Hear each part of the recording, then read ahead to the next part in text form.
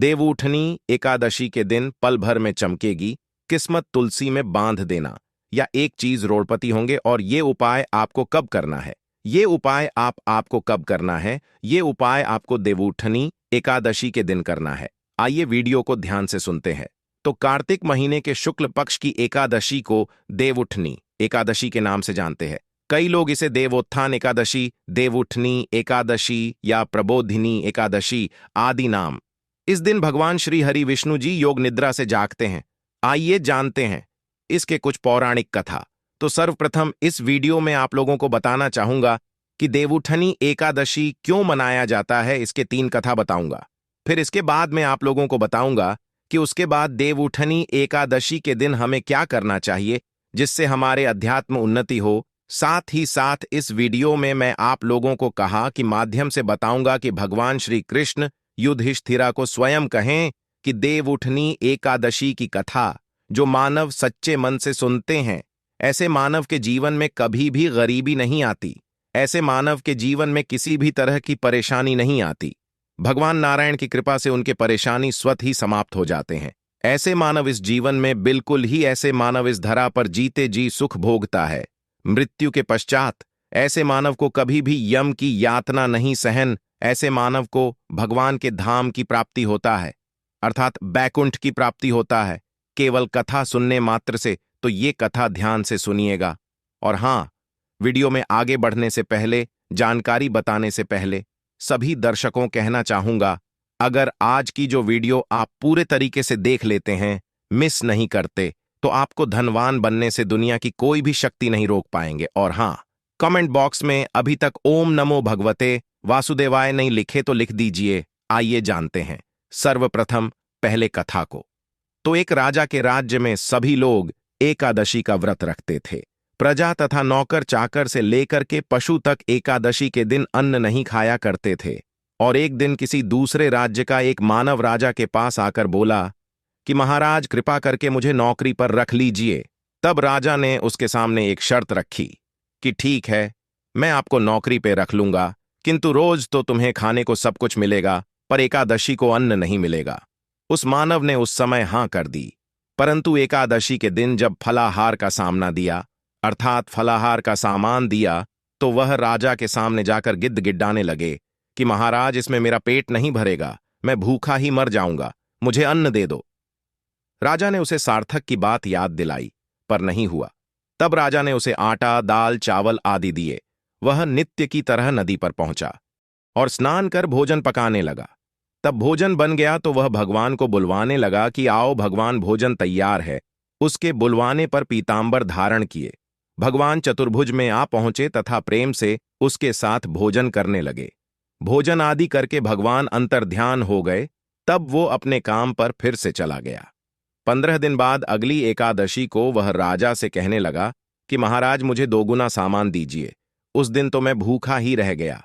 राजा ने कारण पूछा तो उसने बताया कि हमारे साथ भगवान भी खाते हैं, इसलिए हम दोनों के लिए ये सामान पूरा नहीं होता।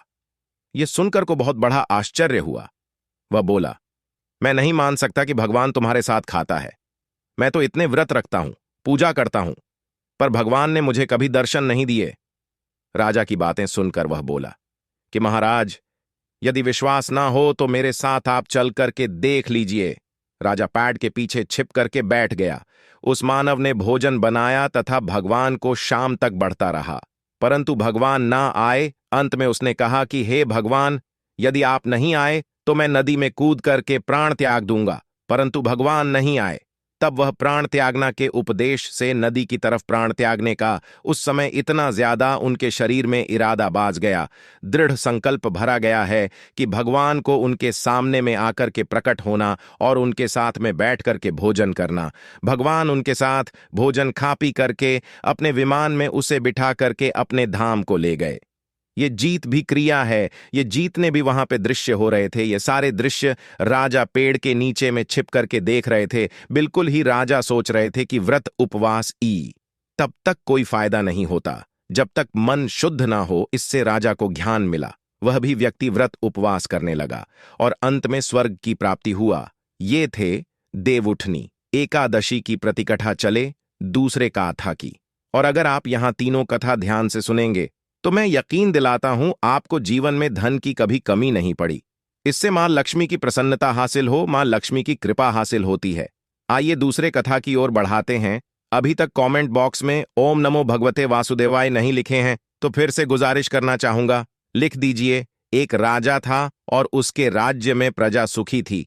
एकादशी को कोई भी अन्न नहीं बेचता था, फलाहार करते थे। एक बार भगवान ने राजा की परीक्षा लेनी चाहिए। भगवान ने एक सुंदरी का रूप धारण किया तथा सदगित पर बैठ गए।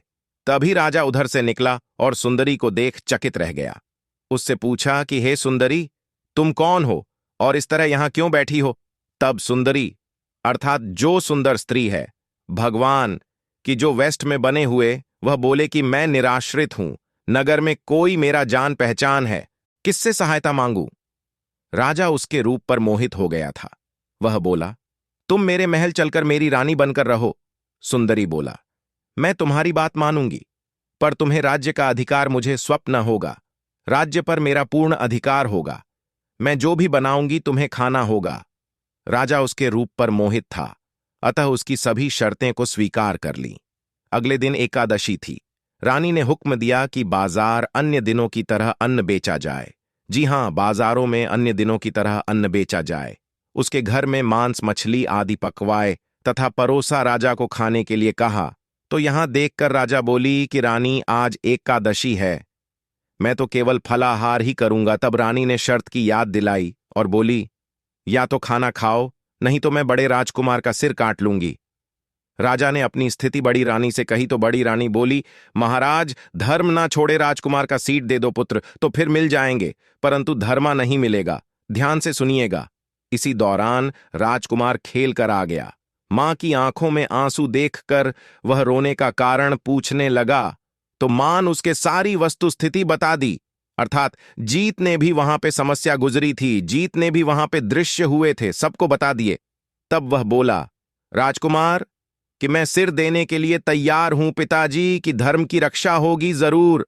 राजा दुहक्की व्यक्ति राजकुमार का सिर देने को तैयार हुआ तो रानी के रूप से भगवान विष्णु प्रकट होकर कि असली बात बताई कि राजन, तुम इस कठिन परीक्षा में पास हुए। भगवान ने प्रसन्न मन से राजा से वर मांगने को कहा तो राजा बोला कि अब का दिया हुआ सब कुछ है, भगवान हमारा उद्धार करें। उसी समय वहां से एक विमान उतरा। राजा ने अपना राज्य पुत्र को सौंप दिया और विमान में बैठकर के भगवान के परमधाम चले गए। ऐसा भी कहा जाता है, इस कथा को कोई भी मानव सच्चे मन से है तो ऐसे मानव को यम की यातना नहीं सहनी।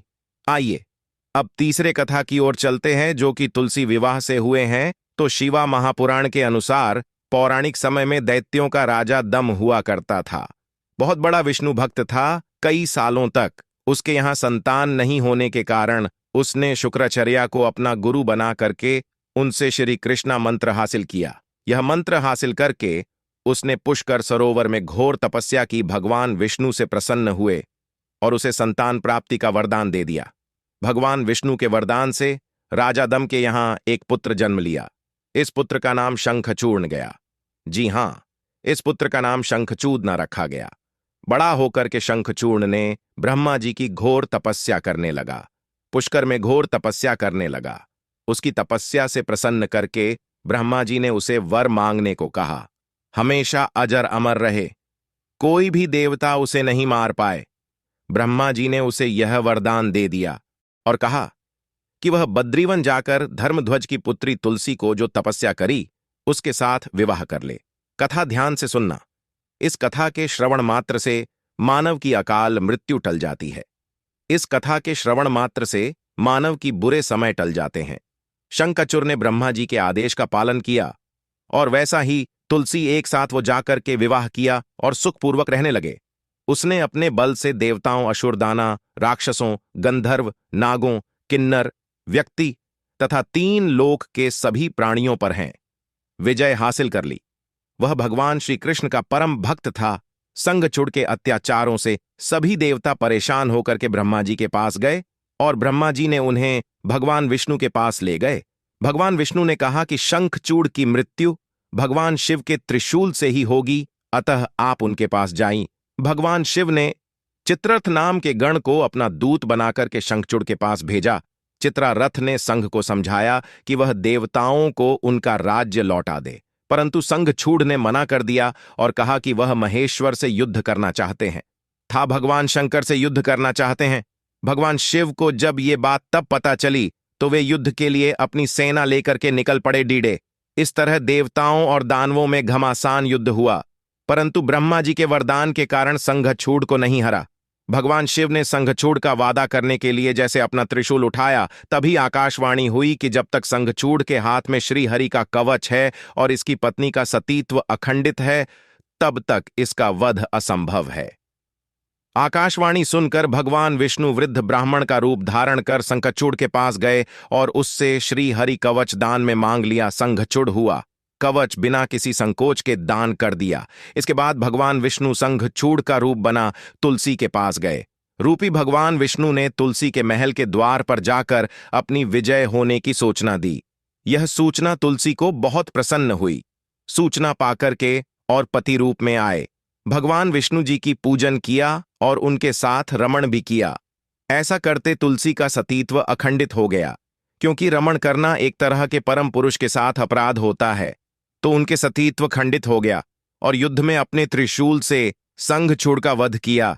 तब तुलसी को पता चला कि वे उनके पति नहीं हैं, बल्कि वे तो भगवान विष्णु हैं। क्रोध में आकर कि तुलसी ने कहा कि आपने छलपूर्वक मेरा धर्म भ्रष्ट किया है और मेरे पति को मार डाला है, अतः मैं आपको श्राप देती हूं कि आप पाषाण होकर के धरती पर रहे, अर्थात पत्थर होकर के धरती पर रहे। तब भगवान विष्णु ने कहा कि देवी, तुम मेरे लिए भारतवर्ष में रहकर बहुत दिनों तक तपस्या कर चुकी हो। तुम्हारा यह नदी रूप में बदलकर के खंड की नदी के रूप में प्रसिद्ध होगा। तुम पुष्पों में श्रेष्ठ तुलसी का वृक्ष बन जाओगी और सदा मेरे साथ रहोगी। तुम्हारे शराब को सत्य करने के लिए मैं पाषाण अर्थात शालिग्राम बनकर के रहूंगा और खंड की नदी के तट पर मेरा वास होगा। देव प्रबोधिनी एकादशी के दिन भगवान शालिग्राम तुलसी का विवाह संपन्न कर मंगल कार्य प्रारंभ किया जाता है। हिंदू धर्म मान्यता के अनुसार इस दिन तथा भगवान शालिग्राम का विवाह करने से अपार पुण्य की प्राप्ति होता है। ये भी कहा जाता है, ध्यान से सुनना, ये भी कहा जाता है, अगर देवउठनी एकादशी के दिन भगवान विष्णु को एक तुलसी के पत्ते चलाया जाए तो 1000 गोदान के बराबर पुण्य का फल हासिल होता है। इसलिए इस दिन भगवान विष्णु को जितना ज्यादा हो सके तुलसी का पत्ता जरूर अर्पित करना चाहिए, दल जरूर अर्पित करना चाहिए। आइए जानते हैं कि देवउठनी की व्रत कैसे रखना चाहिए और किस तरह इसे पूर्ण होने में हमें कौन कौन सी सावधानी रखना चाहिए, और देवउठनी एकादशी दिन ऐसे कौन से उपाय करना चाहिए जिससे मानव की आध्यात्मिक उन्नति हो। इधर की जानकारी बहुत ही सुंदर है, वीडियो को मिस मत करना, क्योंकि अधूरे ज्ञान हमेशा खतरनाक साबित होते हैं। आपने 13 मिनट का बहुमूल्य समय दिए हैं, कम से कम 5 मिनट का अपना बहुमूल्य समय और दीजिए। तो देवउठनी एकादशी के दिन व्रत करने वाली को प्रातः काल में स्नान आदि से निवृत्त हो करके आंगन में चौक बनाना चाहिए। भगवान विष्णु के चरण को कलात्मक रूप से अंकित करना चाहिए, अर्थात आपसे जैसे बन पड़ी भगवान विष्णु जी की चरण कमल बनाना चाहिए। इस दिन की तेज धूप में विष्णु के चरणों को ढक देना चाहिए। देवउठनी एकादशी को रात्रि के समय सुभाषित इस स्तोत्र का पाठ करना चाहिए। भागवत कथा है, पुराण आदि का श्रवण करना चाहिए, भजन चाहिए, गायन करना चाहिए, शंख वृद्ध इस दिन बजाने से अगर मानव के घर में किसी भी तरह का नकारात्मक ऊर्जा हुआ समाप्त होता है, ऐसा धर्मशास्त्रों में लिखे हैं, तो इस दिन शंख मृतक नंगा और जरूर बजाना चाहिए। विविध तरह के खेलकूद, लीला और नाच आदि के साथ इस मंत्र का उच्चारण जरूर करना चाहिए। ओम नमो भगवते वासुदेव मंत्र का जितना ज्यादा आप जाप करते हैं, भगवान विष्णु उतना ही ज्यादा प्रसन्न होते। पूजन के लिए भगवान का मंदिर अथवा सिंहासन को विभिन्न तरह के लता पत्रा, फल, पुष्प और बंधनवार आदि से आप सजा सकते हैं। आंगन में देवोत्थान का चित्र बनाएं, तत्पश्चात फल, पकवान, सिंघाड़े, गन्ने आदि चढ़ाकर के डलिया से ढक दे तथा दीपक जलाए। ध्यान से सुनिएगा, विष्णु पूजा या पंचदेव पूजा विधान करने का इस दिन विधान है। विष्णु जी का पूजन कर सकते हैं, पंचदेव पूजन कर सकते हैं, और आप जो है दीपक है, कपूर आदि शक्ति आरती कर सकते हैं। देखिए, अगर आप इतना करने में सक्षम नहीं हैं तो गन्ने का मंडप बना लीजिए, तुलसी माता की एक गमले में लगा तुलसी रख लीजिए और भगवान शालिग्राम रख लीजिए। शालिग्राम नहीं है तो भगवान कृष्णा जी की मूर्ति इलाज सकते हैं। अब ये तुलसी माता तथा भगवान श्री कृष्णा, क्योंकि शालिग्राम स्वरूप कहा गया कि उनके विवाह कर सकते हैं। आपसे जैसे बन, मैं ये नहीं बोल रहा हूं, मैं जो विधि बता रहा हूं उसी से करें। अब इसे जैसे बंद आपके जैसे समर्थ हैं उनके अनुसार भगवान का विवाह करा दीजिए। इस बारे में कुछ उपायों को बताना चाहूंगा। तो अगर आज के दिन अर्थात देव उठनी एकादशी के दिन, देव प्रबोधिनी एकादशी के दिन तुलसी माता को बहुत पुष्पक हार चढ़ने से आर्थिक कष्ट दूर होती है। जो लोग लंबे समय से आर्थिक कष्ट से परेशान हैं, कमेंट करके पूछते नहीं गुरुजी, हम काफी आर्थिक कष्ट से परेशान हैं, आर्थिक कष्ट करने वाला कोई उपाय बता दीजिए। तो केवल एक दिन देवउठनी एकादशी के दिन अगर कोई भी मानव सच्चे मन से है, अगर तुलसी माता को मुंगरा का पुष्पा, जी हां, मुंगरे की पुष्पक आहार बना करके चराते हैं, समर्पित करते हैं तो आर्थिक कष्ट दूर होते हैं, पैसों की कभी भी तंगी नहीं होती। ये भी कहा जाता है इस दिन गुलाब की हार बनाकर के, गुलाब की पुष्पक की हार बनाकर के, गुलाब की पुष्पक की माला की हार बनाकर के अगर तुलसी माता को चढ़ाया जाए तो सारी और मानसिक ये दोनों तरह के कष्ट है वो कष्ट दूर होते हैं। तुलसी की जड़ में कच्चा दूध डालने से सभी तरह की मनोकामना की पूर्ति होता है। किसी भी तरह की आपकी मनोकामना पूर्ण हो जाए तो आज ही के दिन शाम के समय, मैं सुबह के समय में अर्थात देवउठनी एकादशी के दिन तुलसी की जड़ में कच्चा दूध जरूर डाले, सभी तरह की मनोकामना पूर्ण होगा। विष्णु जी को तुलसी दल से बना एक माला पहनाए। हर तरह की दुनिया में जो भी संसारी की इच्छा हो, भौतिक सुख चाहते हैं, अलौकिक सुख चाहते हैं, जो भी सुख चाहते हैं उन सभी तरह के अब कुछ सुख की प्राप्ति होगा।